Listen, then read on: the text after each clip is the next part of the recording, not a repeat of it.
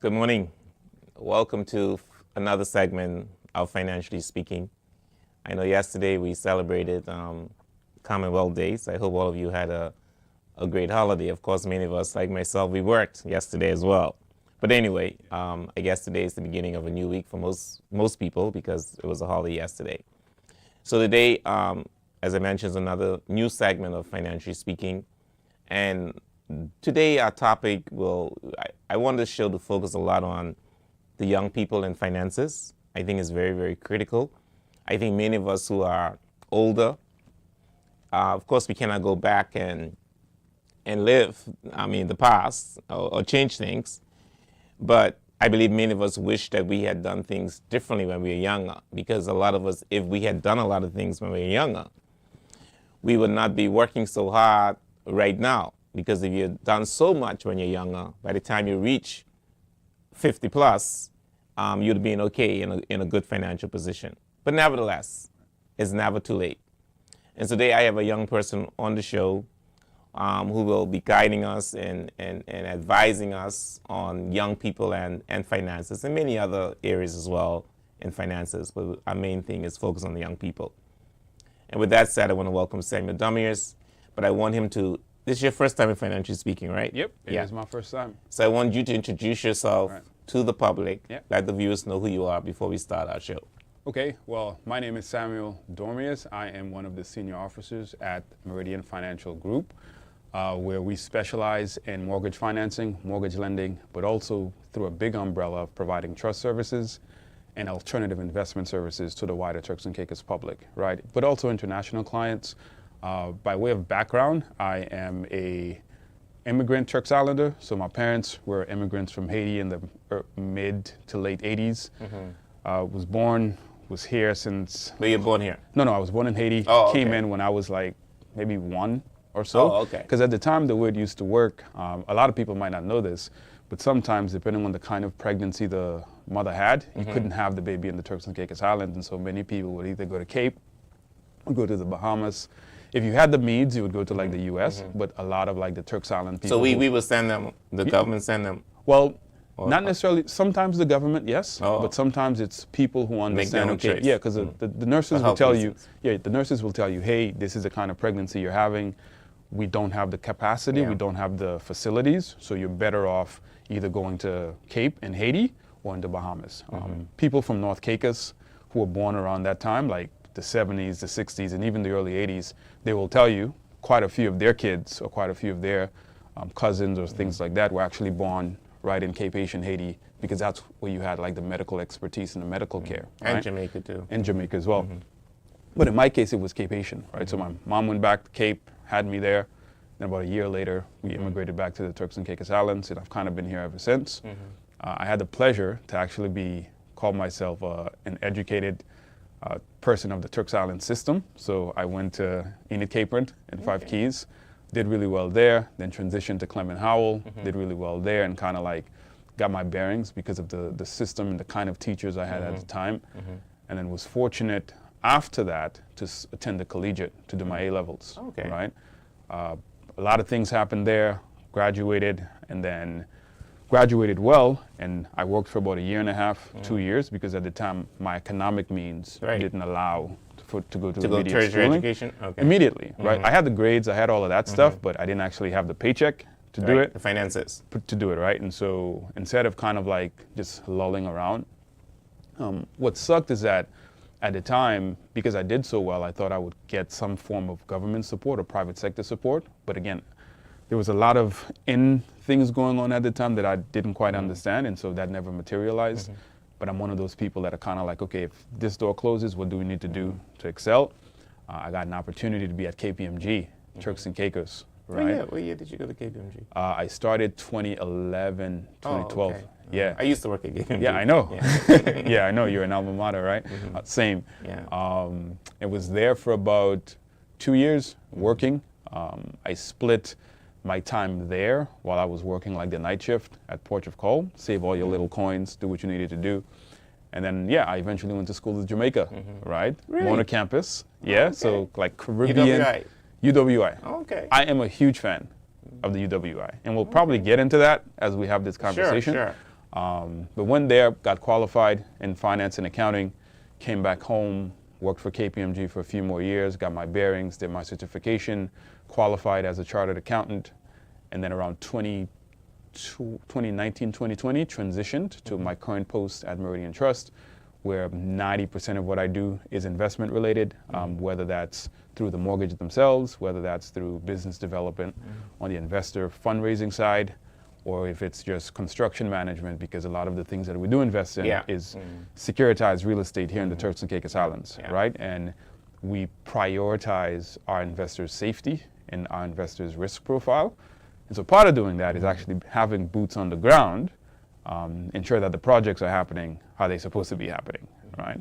And that's like a long introduction. That's okay. That's of okay. myself. Don't worry about that. But yeah, but I'm it's excited a great to be. introduction. Yeah, thank you. I'm great excited to be here. I'm excited to, just chat about it because it's important, right? Yeah. We talk about faith a lot. We talk about family. We talk about politics. We talk about all manner of things. We don't talk about money nearly enough. I know we don't. Right? We don't. Like nearly enough. And when I mean talk about it, I don't mean just the lack of money. Yeah.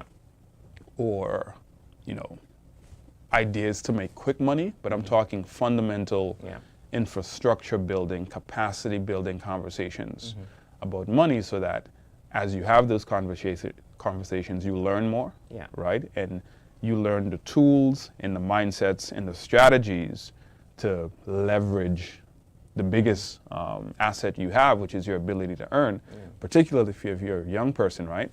And see if you can make something out of that. Yeah, absolutely. It's very important, and that's why I also believe that we need to advocate and push for, financial literacy in our schools. Yeah, I think it's very critical that we do this. So the way I think about that, right? So I used to say that a lot, but I tutor. Well, I don't tutor as much. No, okay. So I don't tutor as much now, but I used to tutor a whole lot, right? And what I found is there is financial literacy in schools. Really? The problem is it's disjointed.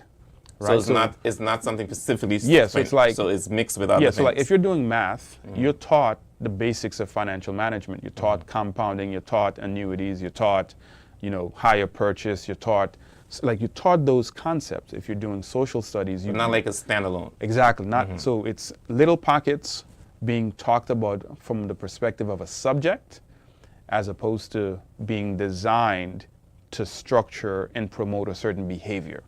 So it's like, if I take you through this program, or if I take you through this course, the objective isn't for you to pass the test. I don't care if you pass the test. The objective is, once you've gone through this course, you're now equipped with a certain apply what you understand. Exactly, right? It's like because we do math, we do all these different subjects, but we're doing it. We don't understand why we're doing it. Yeah. So we could specifically have a precisely. I think it makes a lot different. Makes a lot of sense. Yeah. It could change the way we live. It could change our lifestyle. Those kids go with their parents, and they could teach their parents a thing or two as well. Right. Because, one mistake financially could mess up us. Oh man. And sometimes it's very difficult to get out of it. Yeah. So one of the guys in the finance space that I hold in very high esteem is Dave Ramsey, right? And I love Dave Ramsey. Yeah. So he often talks about this idea, some mistakes are forgivable, like a two-way door. Like you can walk through it and you walk out, you're fine. There's some mistakes, there's a one-way door. Yeah. Particularly in finances, right? And there's some financial mistake you never really recover from. Yeah. Thankfully, those are few and far between, but they do exist. Yeah. But if you don't really know and have no strategy for it, you're not quite sure when you've encountered one of those decisions that if you make the wrong choice, it's really life-altering, right? Yeah. So yeah, you're right. Yeah. Precisely right on that one. Yeah. So let's talk about the young people. Oh, I love young people. I mean, yeah. You're young too, right? Exactly. That's why I love young people. That's why I love young people. Yeah. I think it's very, very. I know a lot of people. A lot of young people are working. Some of them are getting paid really well. Yeah. Even those who I think are getting paid well still say they ain't getting paid well, but I think they're getting paid well. Okay. And I'm not sure, because they're young. Some of them, not all of them. They just think, well, I still have so many more years to go. There's no need for me to do this right now. What advice would you give to young people in terms of financial planning and the importance of it? Because many of them, by the time their paycheck, they finished their paycheck before they started it. Right. What advice would you give them in terms of the importance of financial planning? So when I think about young people, right, young people comes in flavors, right? When I say flavors, there's different kinds of young people in the Turks and Caicos Islands specifically. So there's a group that is clocked on. Like there's a group of young Turks Islanders and young residents in the country that is a force. Very focused? Focus, like I mean they're on it. Like they know what they're doing, they know how they're gonna do it. The limitations are largely infrastructural in terms of the infrastructure the country has. And that's what's really the biggest bottleneck for them being able to kind of just explode in terms of visibility and things like that. But that particular group of young people in the Turks and Caicos Islands, like they got it. Like that's good to hear. Dope. I mean, it's amazing to see, and it's amazing to be close to them and to see them working and see them like planning and strategizing. We're not talking about that group, right? They got it. They understand. They got it, right? Yeah. So there's another flavor of young people who they've really don't have a foundation on much. So now they're in the community because they've graduated high school, right? But they don't have a solid foundation on much things. And so with that, without having that solid foundation, they find themselves just falling into being just consumers. And it's those consumers who, no matter how much they get paid, no matter how much they make, it is never enough. Yeah, because they're going to find things to... Precisely. And so that group of young people, I think my advice for them is the same advice I tell my family, it's the same advice I tell my friends, and the same advice I try to apply for me. I was at a legacy summit over the weekend that Mary and Bernicia Cox, Mary Fulford and Bernicia Cox organized, which was amazing. And the keynote speaker said, you have to determine your intention, right? And a fancy way of saying that is you have to determine your why. It's really hard to get young people who are of the cloth that is unfocused, that don't have a foundation of much, to practice good financial management because there's no real why yet, right? They're at a stage where as long as they can pay for the things that they enjoy doing, they can pay for the flex on the gram or on the social media or on the community, they can get the girls that they're interested in or they can get the guys that they're interested in, they're coasting. So basically it's just a short-term thing. Yeah, it's a They're short-term. not thinking long-term. Because to think long-term, you need a why. Like it's not instinctive. Like for me to say, I'm going to invest as an example, there's a reason behind that, right? For me to say I don't want to waste my money, there's a reason behind that. For me to say I want to be more, there's a reason behind that. And I think that's the part of the equation that we miss with young people, because a lot of them don't even have the foundation to kind of like, yo, this is important, but it's only important if there's a why for you. They don't see the reason. So that's what my advice is. My advice is just like the keynote speaker said, you have to figure out the kind of life that you want and then work backwards. So if you're a young person who, you know, you find yourself, no matter how much money you make, it doesn't feel like you're making progress. It doesn't feel like you're tangibly moving forward. Well, I would ask you to stop and consider, where are you trying to move to? Like, what are you actually trying to be and create? Right? I mean, where do you see yourself? Yeah, like 10 years from now. Well, I mean, 5 years from now, 10 years from now. I like to not even time bound it just yet from a strategy thinking perspective and just say, if you were to design a life, what does that life look like? And when you hear people say, you know, I want to have a bunch of money, or they'll say things that suggest they have a bunch of money. So they have a really nice house, they have a really nice car, they can travel and do anything they want. They're not tied to a desk job, they're not tied, they have freedom of time. And I'm like, well, it sounds like you want to be rich, right? And I'm like, cool, no worries about being rich, right? But if you do everything you're doing right now, can you get there?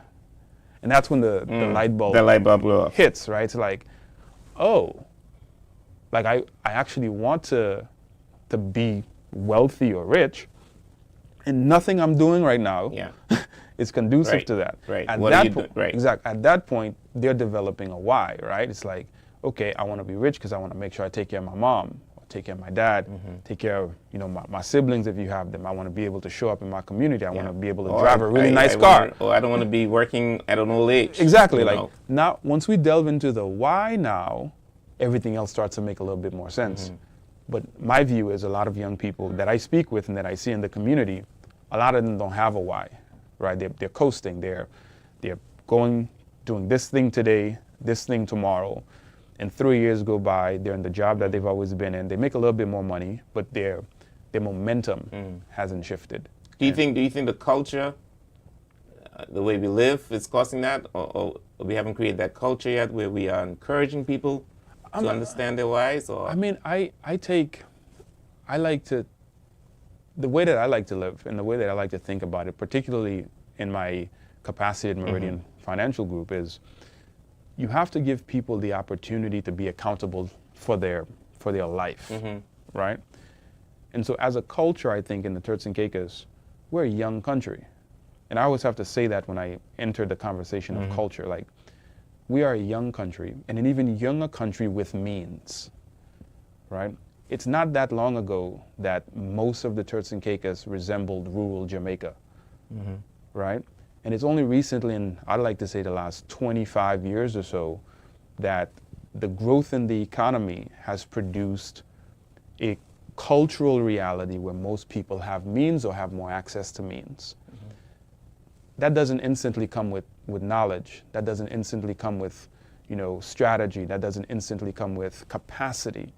And I think, yes, we kind of got rich really quickly, and for a lot of people, we skip the lesson bit of, if you're building an economy slowly, it allows you time to kind of push out the education, to push out the infrastructure, the pension schemes, the credit unions, the other institutions that helps to support the education of the public, right?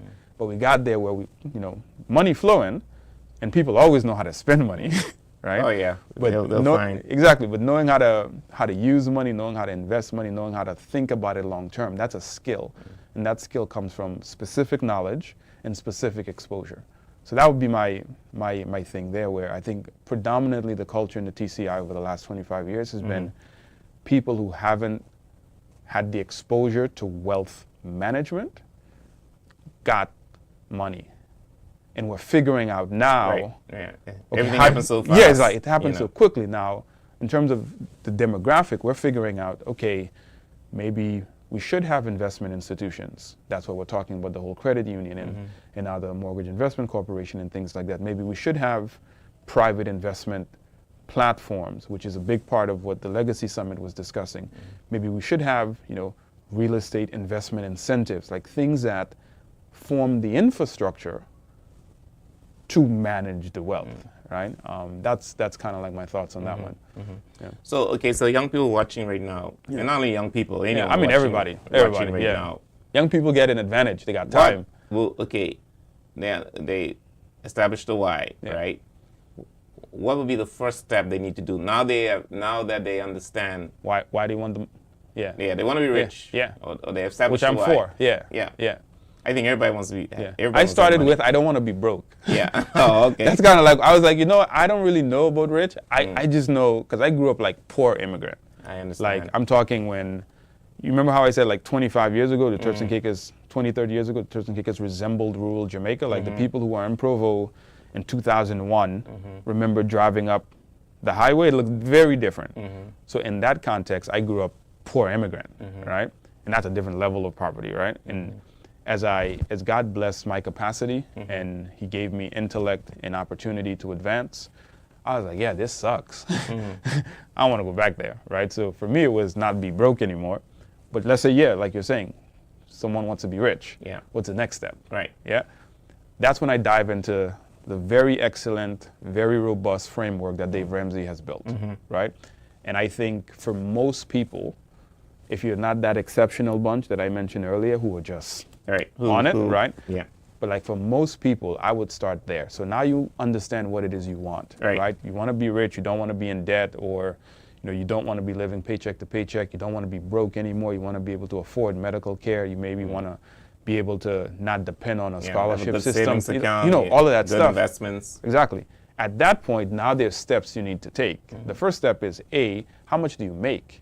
And the reason why you start with how much do you make is that's going to determine what it is you can do, and then you have to answer the question, are you making too little? And that's a real answer, right? So if you are a young person thinking to yourself, okay, I want to move forward with my life, well, the first question is, well, how much money are you making? Like gross. Gross means like total, right? from your Before side you hustle. do- Exactly. From your side hustle, from your job, like any money coming in, how much is that?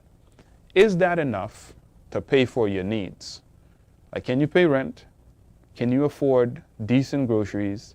Can you put gas in the car if you drive? Can you pay for transportation, right?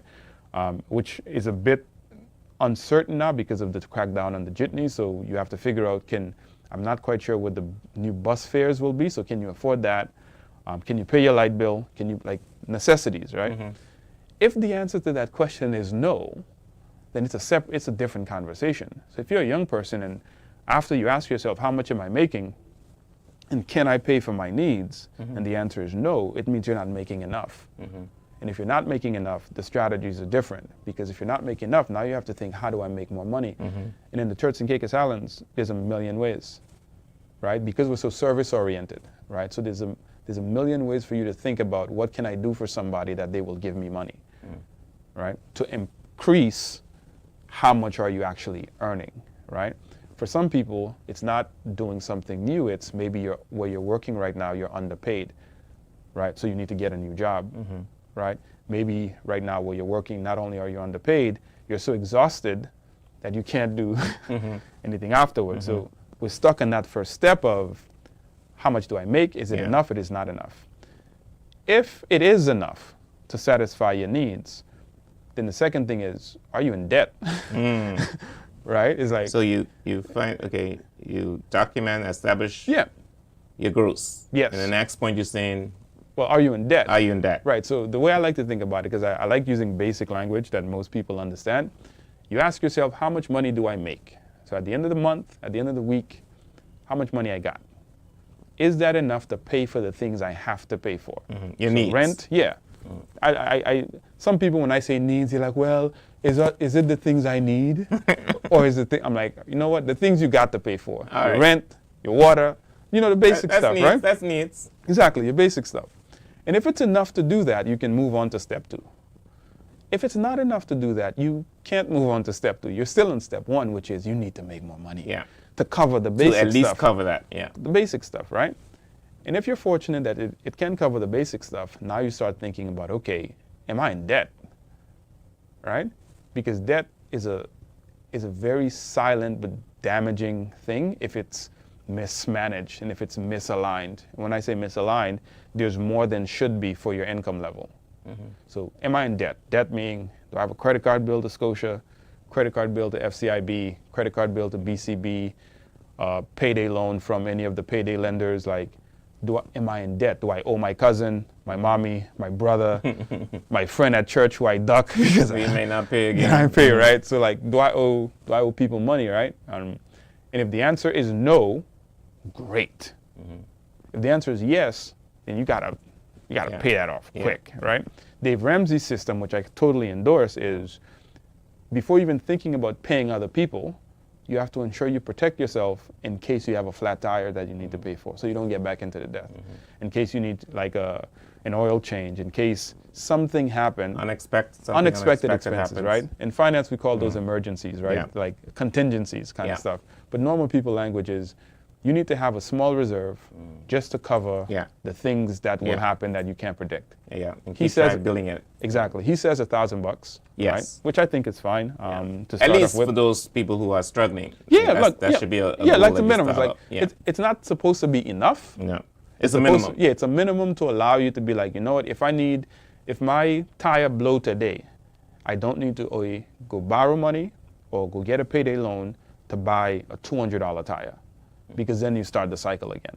So step 2 is, I'm making enough money to satisfy my needs, but am I in debt? And if you're not in debt, you move on. If you are in debt, then you need to put some money aside as an emergency and then focus on paying all of that debt off as quickly as possible, right? So keep at least $1,000. Precisely. Keep at least $1,000. If you don't have 1,000 immediately, work. He likes to say gazelle intensity. I say work like hell, right? So whatever it is you got to do, like do Swift Eats, do Blue Eats, like babysit, whatever it is. Like legally, whatever. You, make sure it's legal. Yes, that's true. That's true. Make sure it's legal. Whatever you could do to make extra income, especially if you're struggling. Do it. Of course, find a balance as well. You need that sleep, as well. That's why I differ, right? Like there's no balance at this stage. Well, you gotta the have house some is on sleep. fire. You The gotta be house is on healthy. fire. You gotta have some sleep though.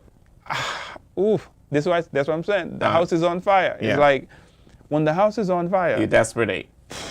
the house is on fire, right? So, yes, I totally agree with sleep. I'm a huge advocate for sleep. I'm a huge advocate for balance and family time and all of that stuff. But to me, those things are like privileges that you earn when the house is not on fire. If the house is on fire, you don't get that privilege in my view, just yet. It's a beautiful thing. It's a great thing. So your priority, It's like, the priority is to try and clean up the house. Mr. Seymour, the house is on fire. Yeah. Right? So if the house is on fire, we need water, stat. And the water is that $1,000. I hear you. So we doing everything here that's legal. I gotta say that again. You do everything that's legal to insulate or to provide that cushion, right? For the more sophisticated listeners or viewers, it's downside risk, cover downside risk. Now you have your little emergency fund. You know you make enough money to pay your needs, and you have no debt. Oh man, you ready to ball out. That's right? progress. You ready to move.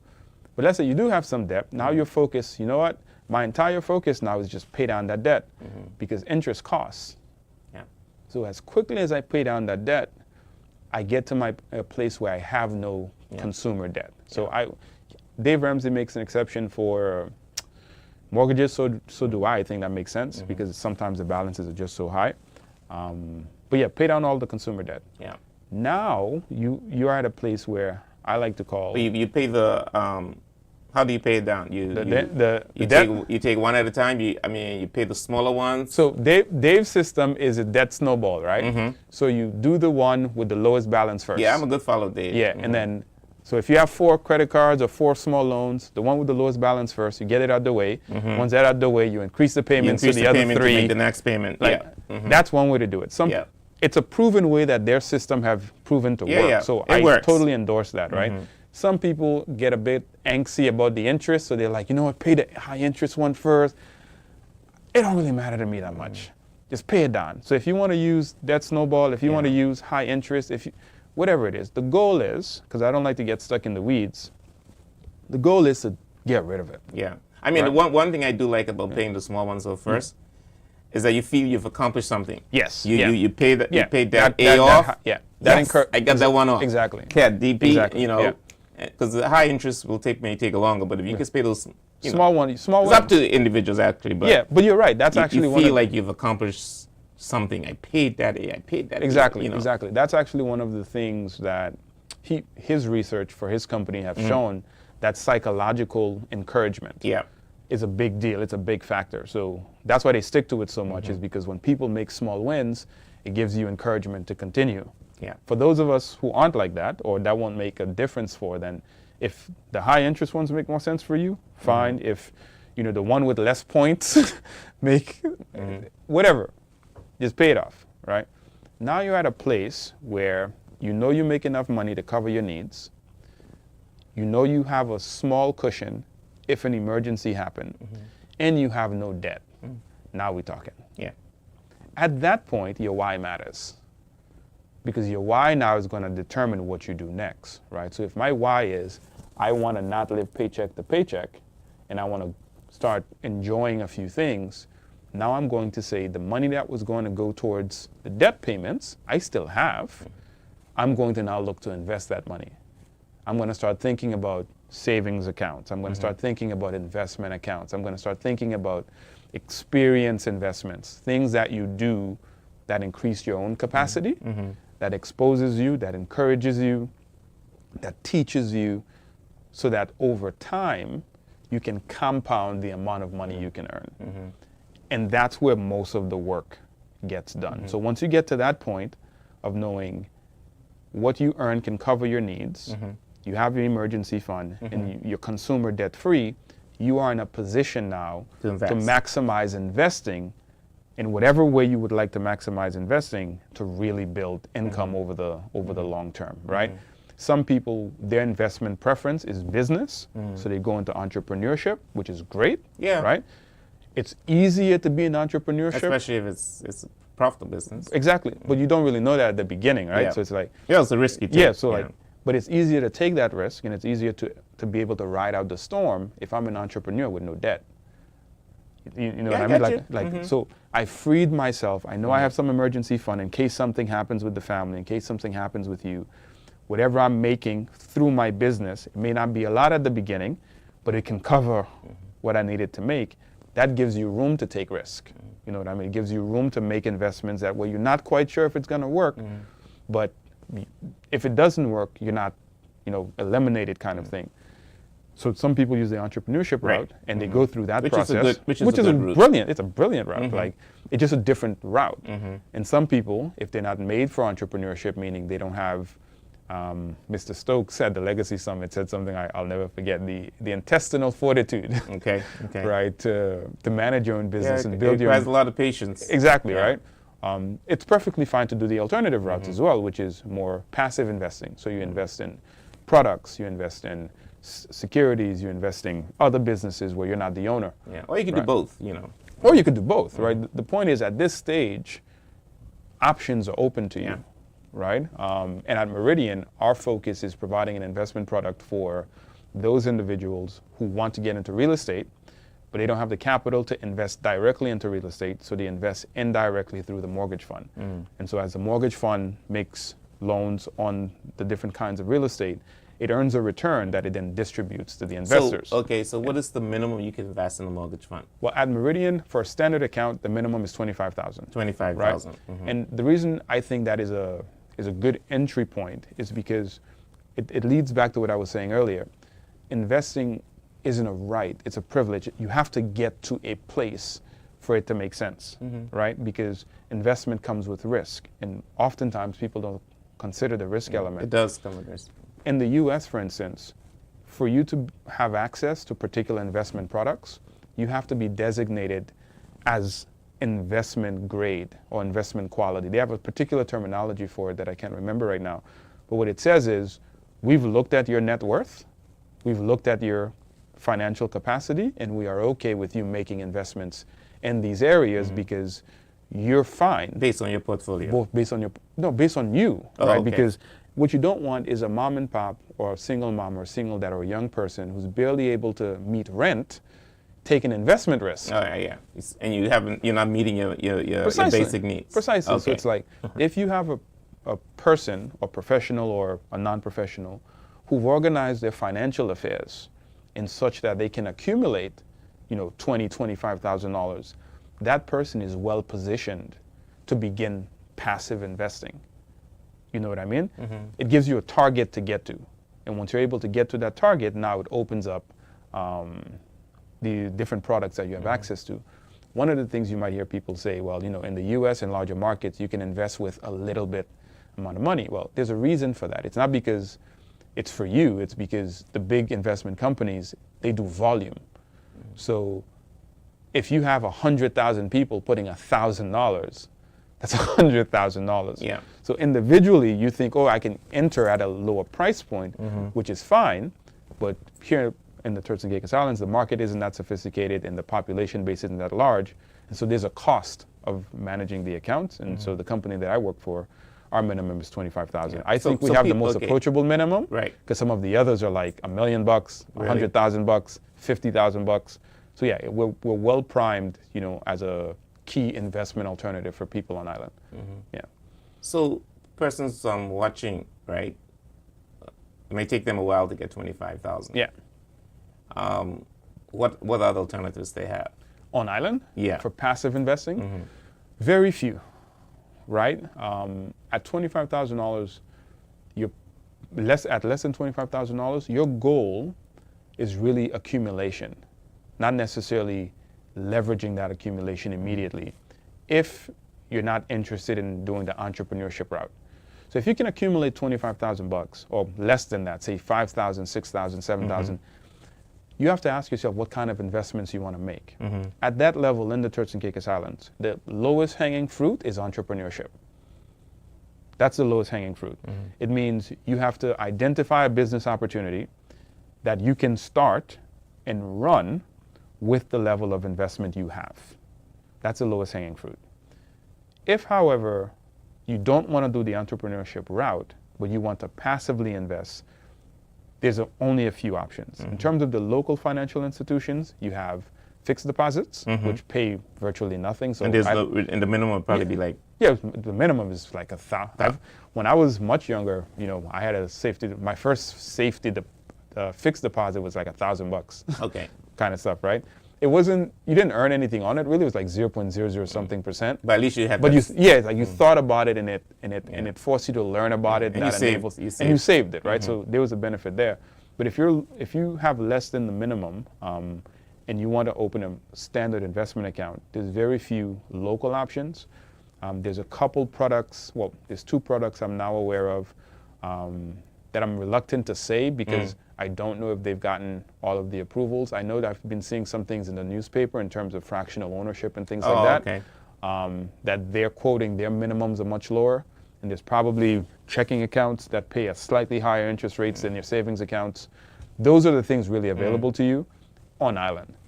If you're fortunate now and you have a US connection and you have a UK connection, now you can enter the markets, right? I know a couple people that do cryptocurrency while being on island because they're able to access and structure their affairs to take advantage of those platforms, right? I don't know exactly how that works. To tell you the very truth, I'm still wrapping my mind around how the blockchain cryptocurrency system works, but I do know individuals for much less than $25,000 are able to access those products, learn about those products, and make a decision if it's a product they want to invest in. But if you're like me, which is you want incremental growth over the long term, you don't want anything complicated because complexity is hard and complexity means risk. There's only a few options. Meridian, I think, is the best entry-level options because I think we have one of the lower minimum, and the product is easy to understand. It is really to wrap your head around and kind of assess your risk profile. But apart from that, we're talking, much larger amounts for some of the other products. Yeah. So when we look at the 25,000, the minimum for the company you work for. Yeah. What sort of return on average people can expect? So last year our fund ended just shy of 6.65%. Okay. So if you held that 25,000 for the year, what's the math on that? Like $2,700 or something like that? Yeah. Yep. So around there. So just do 6.65% of 25,000 for the year if you held that investment account with us for the year. Significantly higher than what you would have had if that same money was sitting at Scotia. Absolutely, right? Yeah. But you got to get there. So what I tell people is there's targets, right? And at each target you look for another target. So if you have no investable income right now, that's fine. The target is to build it. And if you acquire 10 grand and you realize, okay, it's not enough to enter this particular product, if this is the product that to you makes the most sense because you want the liquidity, you want access to that cash in case you want to do something, then you have to exercise patience, like you were saying, and continue to accumulate. And once you hit that mark, then you can start. Right. Yeah. All right. Yeah. That's good to know. Yeah, So that's good to know. Yeah. Well, what is your opinion on real estate investment? Oof. My opinion? So my opinion. I always advocate for that. Yeah. So I my will tell you opinion that. on real estate is I love it as an investment, right? Because the people who are much smarter than me over decades have told me it is a wonderful investment, so I bought into that. And then as a professional, as I've learned it and work in the industry, I agree with that. It is a wonderful investment to get into for different reasons. Yeah, right? yeah. So real estate investments, the 2 biggest things with it is historically real estate appreciates, right? And so you would buy an asset, piece of land in Provo, 2001 for $10,000. That same piece of land 10 years later is $200,000. Now, that appreciation, right, is an increase in value. Yeah. And very few things give you that kind of appreciation, Yeah. right? So that's one of the advantages of real estate. The problem is you don't actually benefit from that appreciation unless you sell Right. or you refinance, right? Unfortunately, a lot of people in the Turks and Caicos have traditionally sold. And the thing is, when you sell real estate early, you exit. And you may not be able to re-enter at the same price. Yeah, that you because exit. I mean the cost is so high. Exactly, right? So every year, exactly, it's so increase. So one of the benefits of real estate investing is that appreciation, right? And so as it appreciates, the value increases, and you can then start talking to the financial institutions for the other thing I mentioned, which is you refinance. Fancy way of saying you get to pull out the increase in value from the asset, right? So if I owned a piece of property in Provo in 2010 and I bought it for 60 grand, call it an acre of land, right? In 2026, that acre might be worth 300 grand. If I have no debt in it, right, depending on the financial institution, I may have over 250,000 in equity, right? And equity is just really the difference between what you owe on something and what something is worth. And so if you don't owe anything on that thing, you have access to that worth bin, right? In terms of simplistic explanation. And so you can potentially go to a financial institution, Meridian as an example, where we lend on 50% loan to value. Okay. What that means is if your property is worth, say, 250,000, right, we would be authorized, if we think it's a valuable piece of property, to lend you up to 50% which of would be that 125,000. So that person who had owned that piece of land, who had bought it for 10, and then now it's worth 250,000. they could borrow. So that's the second advantage of real estate. And some banks do higher loan to values, and so you can pull out potentially even more money. So that's the one. That's the first thing why real estate is such a great investment, because you get to cash in on the increase in property values, right? The second thing is cash flow, right? Depending on the kind of real estate you have, it generates cash, predominantly through rentals, right? So whether it's apartments, whether it's commercial, whether it's warehousing, whether it's, you know, farmland that you lease to the farmer and he grows on it and then he pays you a lease, like it generates cash flow. And so those two things together, I think, make real estate a very good investment. I think so. In the Turks and Caicos, it's historically been the best investment, right? And some of that is because if you're young, you were punished unintentionally. And if you're older, you were blessed unintentionally. It's just kind of how life works sometimes. So because property prices in the Turks and Caicos was just so low, people who were able to get onto the real estate ladder early, oh my goodness, made a mint, right? But because property prices have continued to increase, even people who got on later, right, is still benefiting from the appreciation that I mentioned, but also from the cash flow. And so there's a big demand. There's a demand. People I think so. I think it's no secret that the population has increased. Some math that I tell my students when I do my work at the youth center is that every year we're probably graduating 250 to 300 kids into the local economy every year. And those 250, 300 kids, in 2-3 years, they want to live by themselves. Some of them want to get married. Some of them have children and so are forming families. And so you're creating real estate need just organically. This is not. And then you have visitors, people coming here. And I'm not even mentioning those yet, right? It's not like the people coming in. It's not the workers. It's not. You just organic residents. Organic growth. It's like you have children, right? And let's say your children are here. They're 18 and 19. In 5 years, it's realistic for your kids to start thinking, you know what, I want my own place. They may be dating. They may get married. It's like just organic growth. And I think if the Turks and Caicos continues with that organic growth, you know, real estate, there just continues to be a need for places for people, right? Whether it's land to build on, whether it's apartments to rent, whether it's units to buy, right? I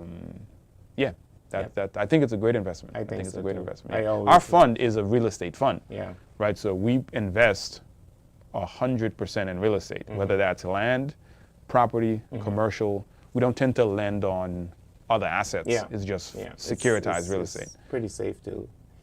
So what are the steps? We talk about the $1,000. Yeah, the emergency fund for most people. The emergency fund. We talk about the debt. Get rid of it as quickly as possible. Whatever you either choose high interest, whatever you do. Use the smallest debt first, snowball, whatever. And what other things can we do? So once you've entered that space, right? I don't remember what baby step it's called, but once you've entered that space of what you're making can pay for your needs. If an emergency happened, you can cover it, so you can walk through life thinking you don't have anxiety. Like many people go to sleep worrying. Oh my goodness! I can't tell you so much how how expensive anxiety is. Yeah. Like how expensive is not knowing if your water bill is going to come $100 or $60.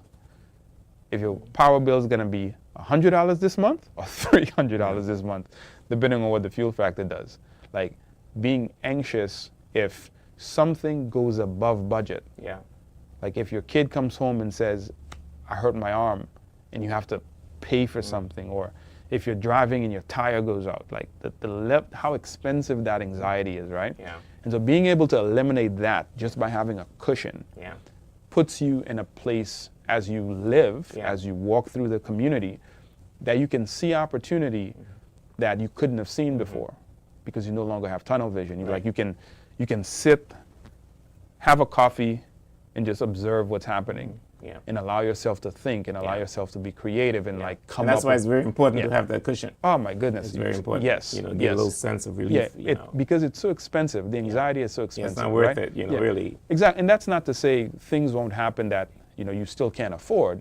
That's true. It's just for the things that are simple enough you can predict, having that really helps. So in that secret, a little bit more comfort. Exactly. So in that in that spot where you've ensured that you can satisfy your needs, you have the emergency fund, and you have no debt, you know what you have? Cash.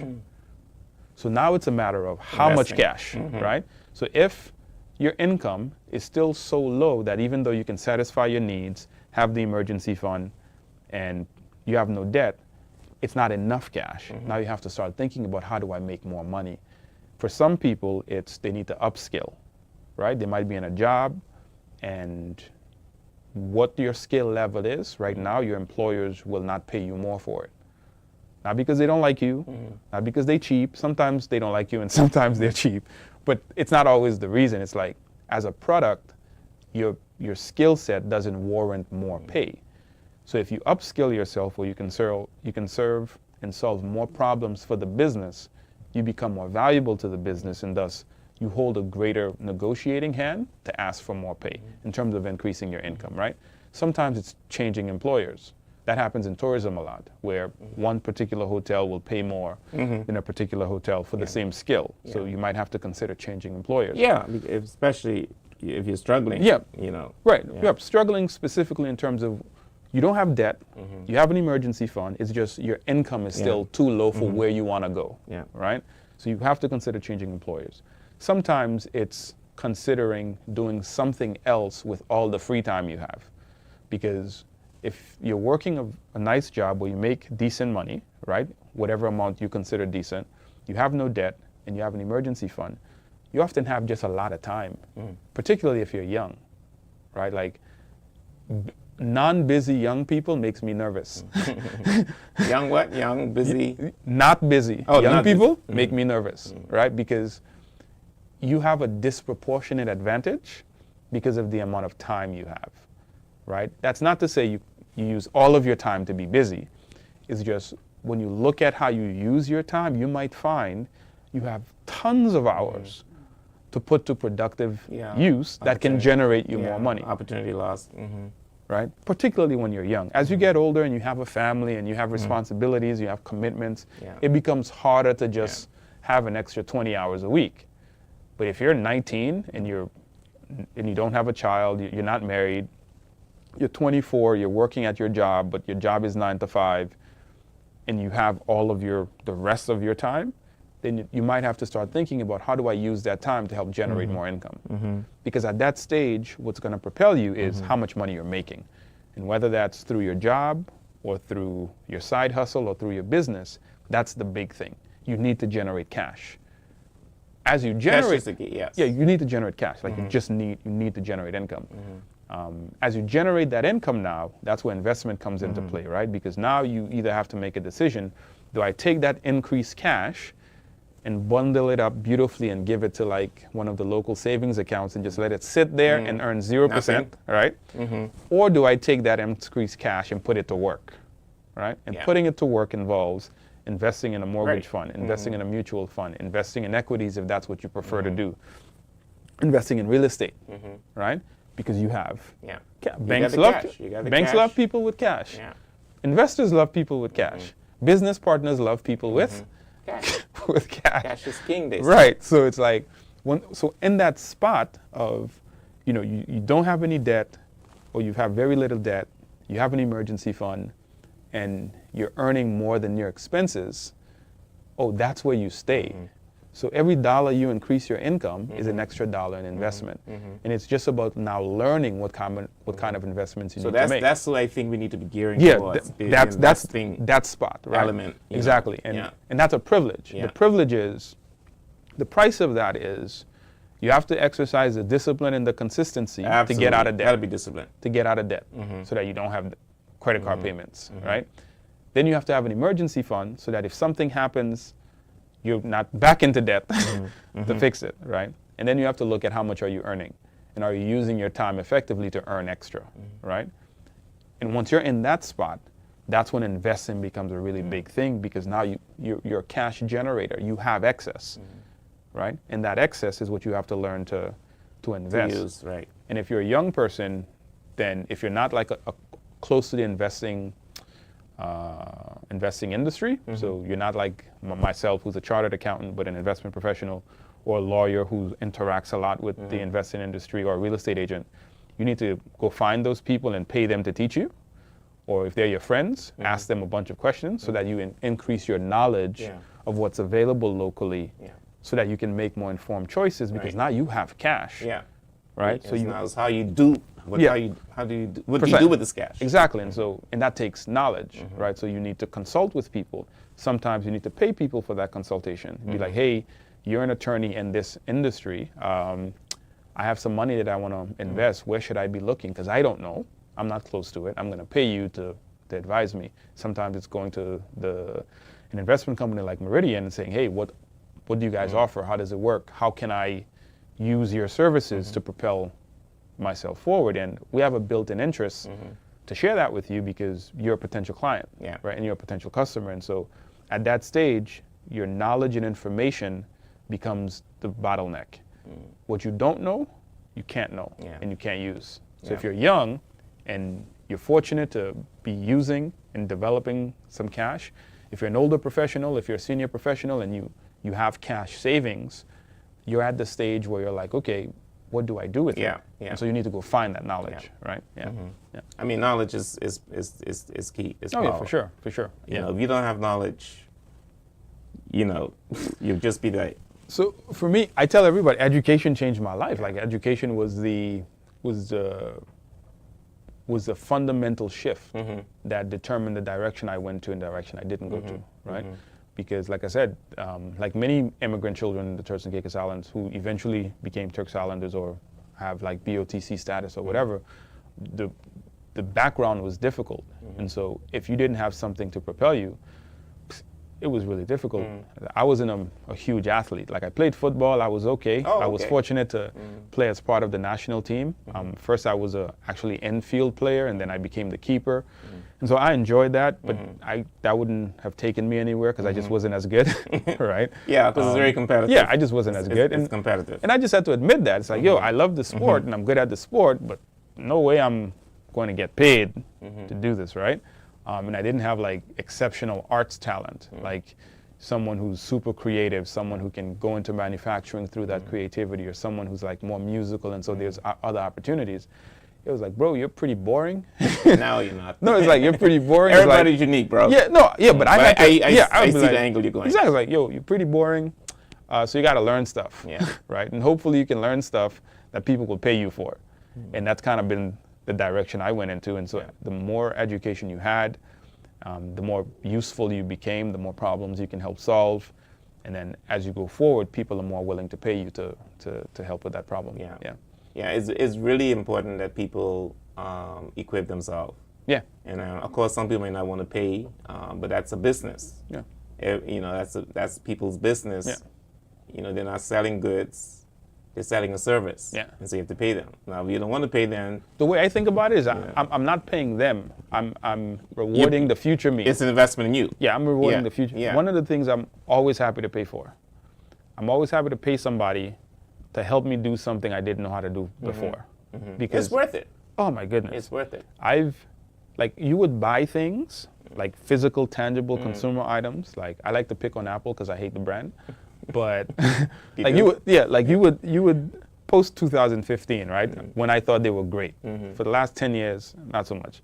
But you would buy like an iPhone, and you don't really think about the value that the phone is bringing to your life because you just had an iPhone. And so if you have the 14 versus having the 17, the experience isn't mind. It's not like fundamental. It's like you're still on social media on the device Same here. thing, yeah. You're still on YouTube. You're still on your messaging apps. But it just costs you an extra $1,000 That's all it is. to do it. You know, benefits, Apple. Exactly, exactly. But think of yourself as that, where it's like, I'm trying to become someone that know how to run my business better, right? That know how to make more money, that know how to manage money better, that know how to manage my affairs better.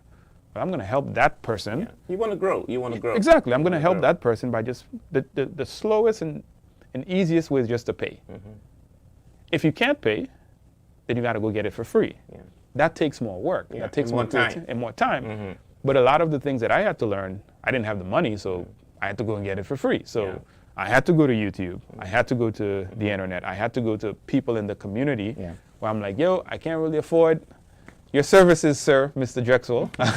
But I know you're a chartered accountant. Yeah. I'm trying to see how I can set this budget together. I'll treat you to coffee. Could you give me 5 minutes of your time?